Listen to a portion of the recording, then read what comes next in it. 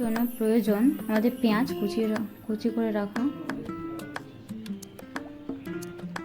আগে থেকে পেস্ট করে রাখা চিকেন। এরপর দিচ্ছি ব্ল্যাক পেপার, একটু ভালো করে মিক্স করে নেব। মিক্সড হয়ে গেলে এর মধ্যে দিয়ে দেবো 1 চামচ সয়া সস, 1 চামচ ভিনিগার, আর দিচ্ছি 1 চামচ সাদা তেল, স্বাদ মতো লবণ, কাঁচা লঙ্কা কুচি করে রাখা। একটু ভালো করে মিক্স করে নেব। 5-10 মিনিটের জন্য এটাকে রেখে দেবো। এরপর আমরা ময়দাটাকে রেডি করব। 1 চামচ মতো ময়দা লাগছে।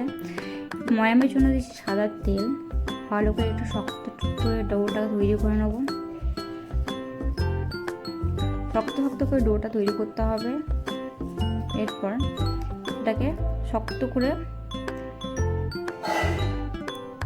পাতলা করে এটাকে বেলতে হবে। অনেক পাতলা হবে এটা, যেহেতু নাহলে ভালো লাগবে না। চিকেনের পুরটা দিয়ে এটাকে মুড়ে নেবো ভালো করে জল দিয়ে। এমন করে মুড়তে হবে যেন এটা খুলে না যায়। এরপর আমি এই শেপটা দিয়েছি।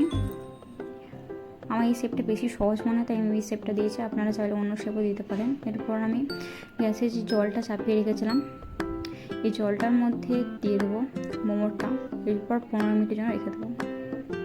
ব্যাস রেডি আমাদের চিকেন মোমো।